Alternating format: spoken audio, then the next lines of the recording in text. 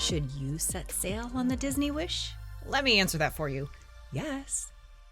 On this episode of Stay Tours, I'll share a stateroom tour from my second sailing on the Disney Wish.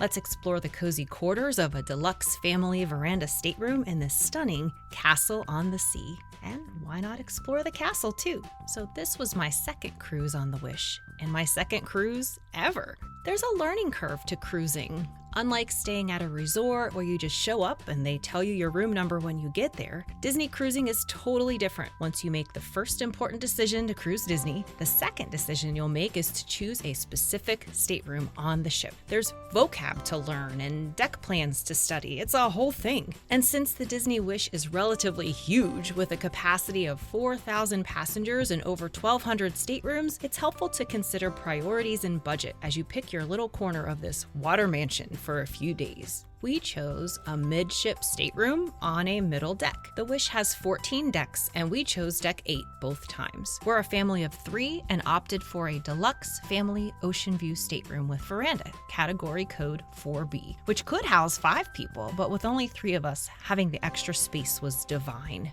When choosing our stateroom, we also took advantage of the bump outs. On the Wish, decks 6, 7, 8, 9, and 10 include port and starboard staterooms with the bump to help maximize the size of the veranda. On this cruise, we stayed in stateroom 8070, and on our first cruise a year ago, we stayed in stateroom 8128. Basically, these were the exact same stateroom with respect to each bump on the port side, with 8070 being midship forward and 8128 being midship aft. Here are some comparable midship staterooms that also maximize the bump. Feel free to pause here or check out the deck plans for the Wish online. Time to embark! Being welcomed into the Grand Hall by announcing your family name is one of the best feelings ever. The Grand Hall is stunning, smells amazing, and is basically your family room for the duration of the cruise. Entertainment and character greetings happen here daily, and don't miss the kiss goodnight when this stunning chandelier puts on a show each evening. Some folks sit or even lie on their backs on the carpet in their jammies to watch this. Some folks being me. One enters the Grand Hall on deck 3, but it also spans deck 4 and 5. I wish I could explain how great it smells in here, and everywhere you go, there's Disney music playing.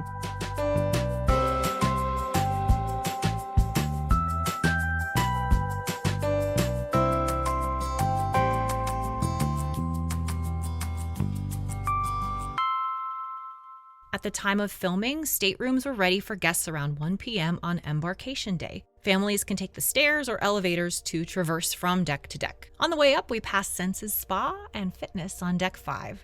There's nothing quite like an ocean view while working out.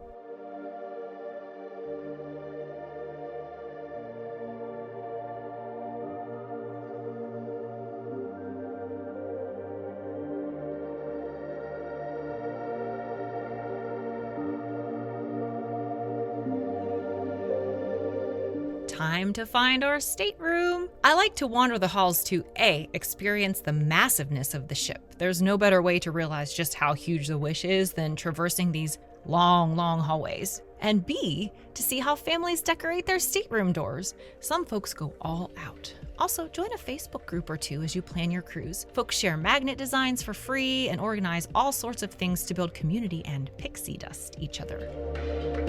Here we are. Stateroom 8070. Before we run to that veranda, let's start with one of the best things about Disney cruising: split bathrooms. Behind door number 1, there's a toilet, small sink, lighted mirror, storage shelves and hooks, towels, a switch for an under-sink nightlight, and of course, the best smelling sea salt hand soap.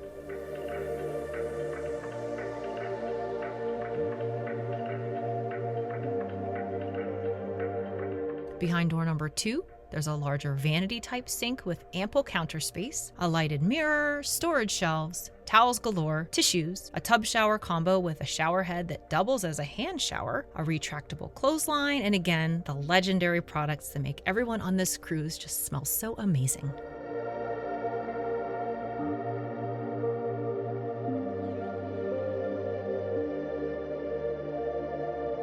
After carefully stepping down and out of the bathroom areas, there's plenty of lighted storage on the opposing wall. You can hang your clothes up or fold them on shelves, and of course the life jackets and a safe are in here. And there's even more open shelving on the outside too. There's beautifully themed art behind the headboard, which differs depending on the stateroom. We had Sleeping Beauty here, a TV that plays Disney music constantly and can show all sorts of things. A fun morning show that plays on a loop where the cruise directors talk about the activities of the day, a map of the ship's path. Be sure to use the TV. The living area of the stateroom has a cozy couch, a small table, and a desk area with even more open shelving, some drawers, and another lighted mirror. I use this as my makeup vanity, so with 3 of us in a split bathroom, everyone has the spaces they need at all times. This couch can be a bed, and there's a bunk that lowers from the ceiling, but we never use these options. Sunny Boy uses the wall bed next to the veranda. The beds on the Disney Wish are magical. We get amazing sleep on these cruises. They say this bed is a queen, but it feels larger than that.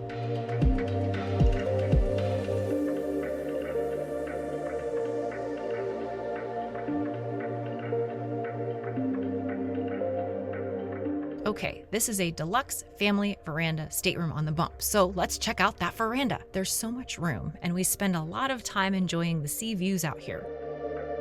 It's a great spot to have morning coffee, enjoy a sunrise or sunset at sea, or watch the captains maneuver the ship into the ports.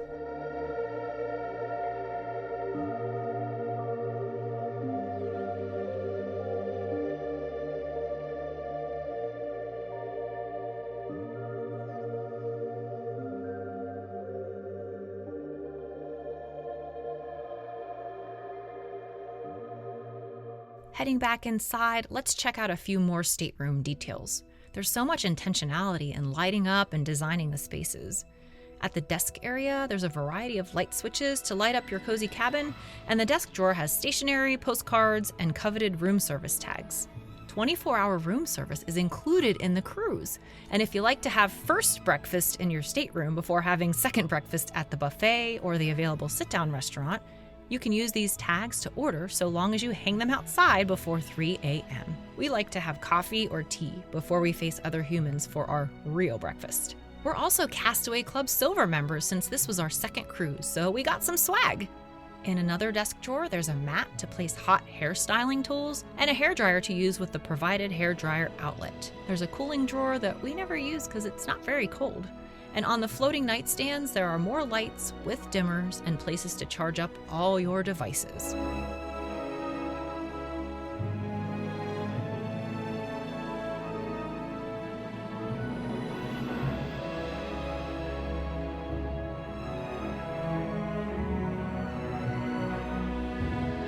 Reality check, you'll have a mandatory muster safety drill, and then it's time to attend the sail away party on Deck 11, which we watched from the adults only area on Deck 13. They sure know how to dance and get everyone excited to set sail. Am I the only one who cries when they blow that horn?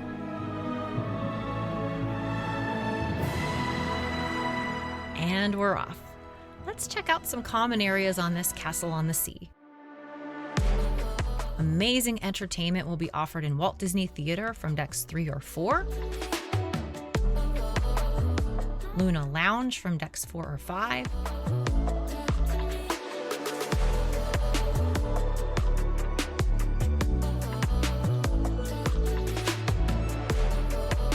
And Triton Lounge or Keg Compass on deck 5, to name a few.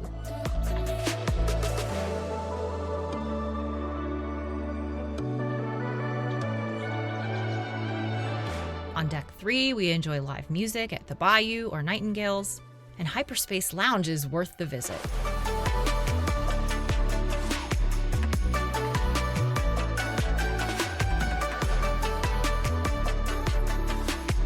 There's plenty to see in the Grand Hall as well. Musicians and character meets galore. And I'll say it again, it smells so good in here.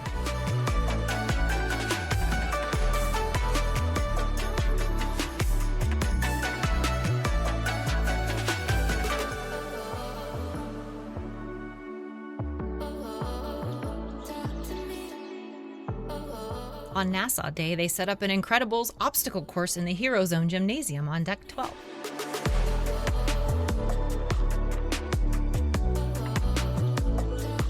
On Deck 11, Disney movies play all day on the funnel vision. For a quieter experience, head to the very front of Deck 6 for some incredible views from the Shipside Promenade.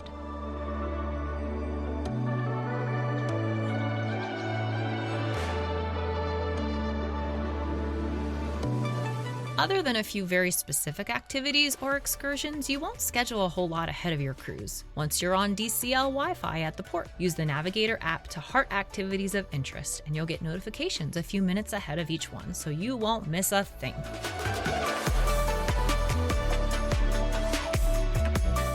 Head back to your stateroom to take a breather, and your attendant just might have surprised you with a blanket or towel creature. On Pirate Night, yes, there is a Pirate Night, you get bandanas to wear, a pirate party with fireworks at sea, and a special pirate version of the Kiss Goodnight in the Grand Hall.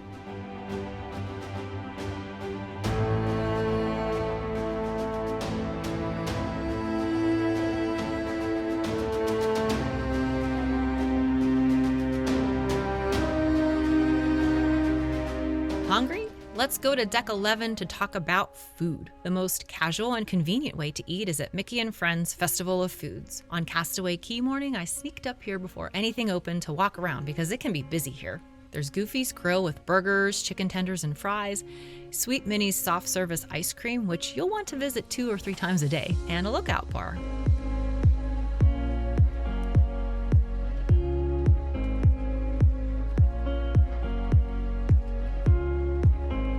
Let's take a peek around the corner to see what's playing on the funnel vision and eventually eye up that line for the AquaMouse water coaster. So fun.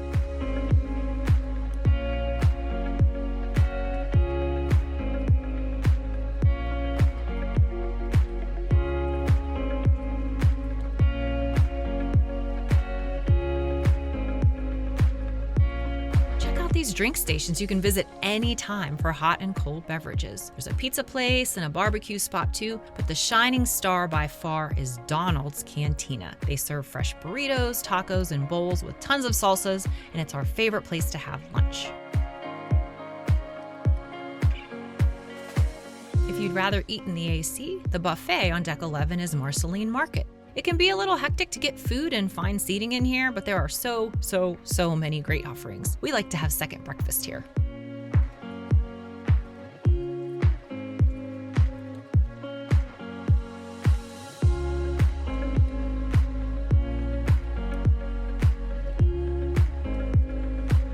Now, dinner is offered through rotational dining, so you'll get to go to each sit-down restaurant and have the same server team each night. On the first night, we skipped Worlds of Marvel, but went to Arendelle on night 2 to enjoy my favorite dinner of all 3 offerings. The entertainment was great, the egg pasta and meatballs were just so good, and the desserts were delicious. We all enjoyed our meals here.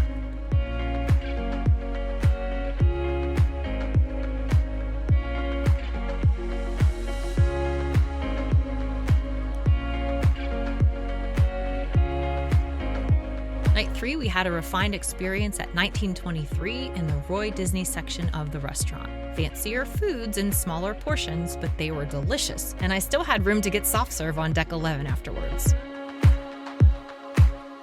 As far as the ports, we like to stay on the ship at Nassau because there's just so much to do and see on the Wish. But Castaway Cay, Disney's private island, is a must-do.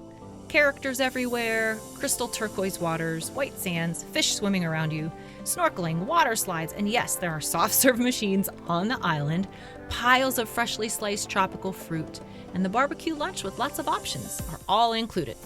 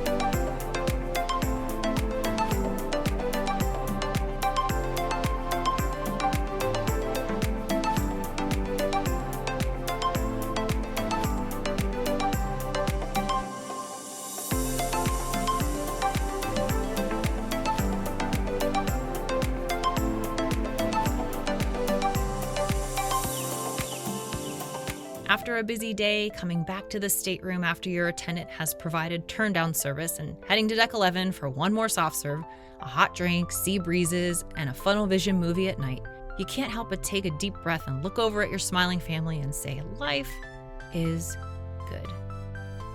What, we're back at Port Canaveral already? I guess I gotta go home now.